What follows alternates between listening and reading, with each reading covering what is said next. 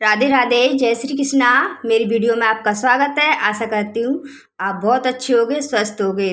तो मैं हो गई हूँ पहन ओढ़ के और तैयार। देखिए मैंने साड़ी पहनी है और कैसी लग रही हूँ बताना।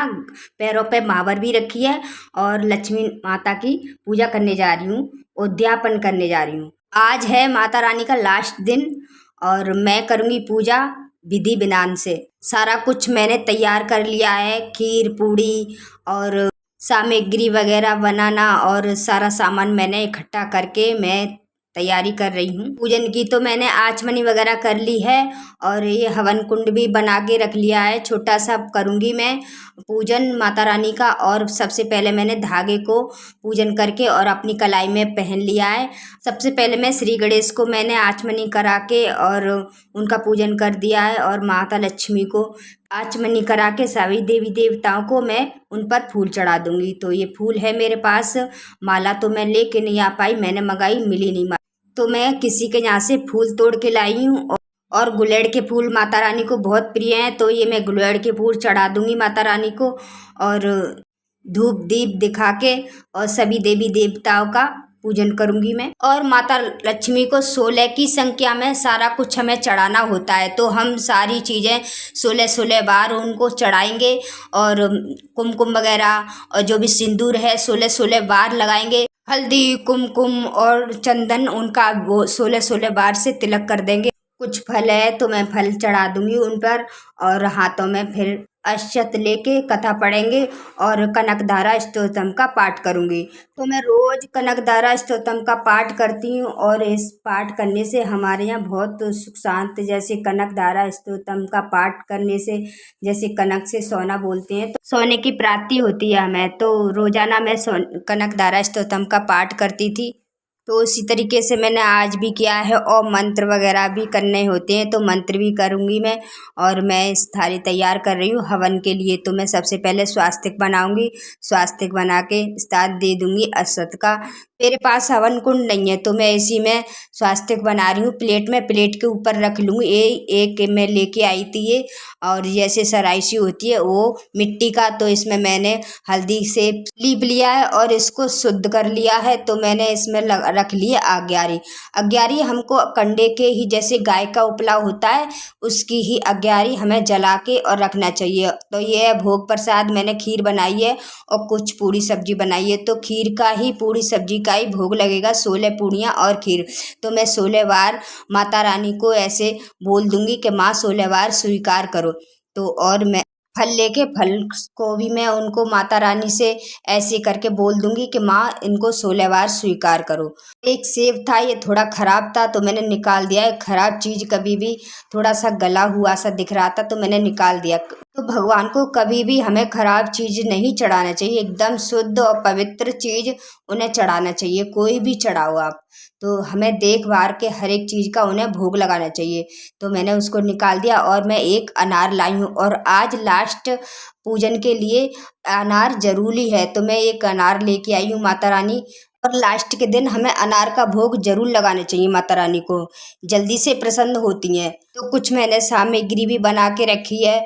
उसमें सामग्री में काले तिल हैं और घी, गुड़, थोड़ा सा कपूर और लौंग वगैरह, इलायची वगैरह डाल के सामग्री को तैयार कर ले देनी चाहिए। तो सामग्री भी 16 की संख्या में चढ़ाई जाएगी और पहले हम घी के आहुति देंगे जिससे आज्ञारी हमारी जल जाए। और हमें ये पूजा शाम के 5-6 बजे के, 6-7 बजे के लगभग करना चाहिए, क्योंकि आज के दिन तो चंद्रमा भी बहुत लेट निकलता है, करीबन 10-11 बजे।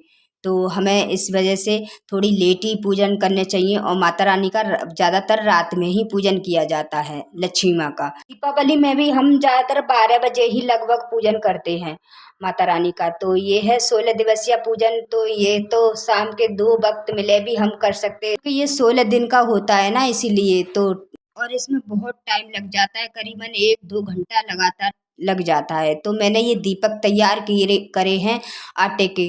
तो 16 दीपक हैं और 16 दीपक हमें आटे के जरूर बनाना चाहिए, क्योंकि जब आटे के हम दीपक बनाते हैं तो इससे हमारी जो भी जल्दी से पूरी हो जाती है। तो मैंने स्वास्तिक बना रही हूँ, क्योंकि स्वास्तिक ही बना के हमें थाली में दीपकों को रखना चाहिए अक्षत डाल के, क्योंकि हम इसी से हम आरती करेंगे माता रानी की और यही दीपक जलाएंगे 16। तो साथ में मेरे हस्बैंड भी बैठे हुए हैं, तो वो भी पूजन करवा रहे हैं, वो बाती डाल रहे हैं और हमें गोल वाली ही बाती डालनी चाहिए, लंबी वाली बाती नहीं डालनी चाहिए। अगर लंबी बाती डालते हैं तो 4 बाती डालते हैं, तो वो बाती रख रहे हैं, तो मैंने गोल वाली ही बाती डाली हैं। और पति पत्नी दोनों ही मिलकर पूजन को करना चाहिए लक्ष्मी माता का, क्योंकि लक्ष्मी माँ का पूजन दोनों पति पत्नी मिलकर करते हैं ना, तो सब घर में सदा ही सुख शांति माता रानी सदा विराजमान रहती हैं।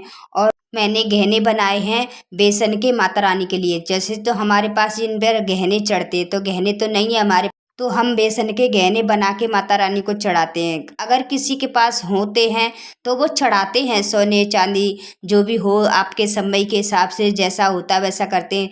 तब भी फिर भी हमें बेसन के गहने बना के, तो मैंने गहने का भी वीडियो बनाया है, एक आपके डालूंगी किस तरीके से गहने बनाते हैं। तो हमने 16 दिए जला लिए हैं घी डाल के, और 16 दियों की हम आरती करेंगे। तो सबसे पहले हम हवन की तैयारी कर लेंगे। हवन में हम 9 ग्रहों की सबसे पहले गौरी गणेश की आहुति देंगे, फिर 9 ग्रहों की, और फिर माता रानी की 16 आहुति देंगे।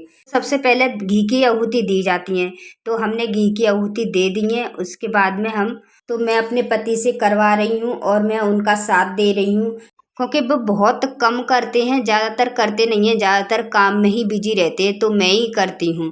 तो मैं सबसे पहले उनसे मैंने आहुति दिलवा दी हैं। आहुति देने के बाद में थोड़ी हल्दी और कुमकुम भी चढ़वा दूँगी।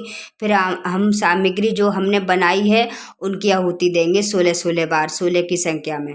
तो हम 16 की संख्या में आहुति दे देंगे, और जो भी हमने भोग प्रसाद बनाया है उसका भी आहुति दे देंगे। भगवान ज़्यादातर है आज्ञारी से ही आहुति लेना स्वीकार करते हैं, तो हमें आज्ञारी या हवन जरूर करना चाहिए। और जब हम आज्ञारी हवन वगैरह करते हैं तो एकदम घर में इतनी सुगंधित और इतना वातावरण अच्छा हो जाता है कि सारी घर की निगेटिव चली जाती है, दूर हो जाती है।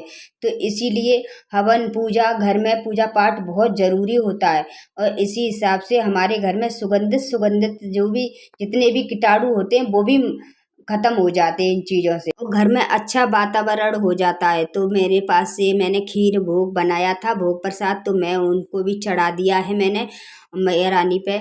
और फिर मैं पढ़ूंगी माता रानी की स्तुति, और स्तुति पढ़ रही हूँ मैं, रोज़ाना मैं स्तुति का पाठ करती हूँ। इससे माता रानी बहुत जल्द प्रसन्न होती है, क्योंकि जो भी हम भूल चूक हो जाती है हम पे सेवा पूजन में, तो माता रानी इससे प्रसन्न हो जाती है। स्तुति करते और करनी चाहिए हम, जिससे कोई भी हमसे जो भी भूल होती है माता रानी तो हमें क्षमा कर देती हैं और जल्दी से प्रसन्न हो जाती है स्तुति करने से। जब भी मैं स्तुति करती थी शाम की टाइम में, सुबह की टाइम में, शाम की टाइम में, एक छिपकली मेरे पास जरूर आती थी और मुझे डरा देती थी जब भी मैं पूजा करने बैठती थी। ये मेरे साथ इस साल हुआ है। जैसे मैं कनकदारा स्तोत्रम करती थी और स्तुति करती थी, तो आगे से आके बैठ जाती थी छिपकली, नीचे ही धरती पर डोलती थी, और मैं उसे देख के डर जाती थी, मैंने कि क्या है, और मेरा ध्यान स्तुति की तरफ होता था। तो इस साल हुआ है ऐसा मेरे साथ। तो देखिए हमने आरती कर ली है।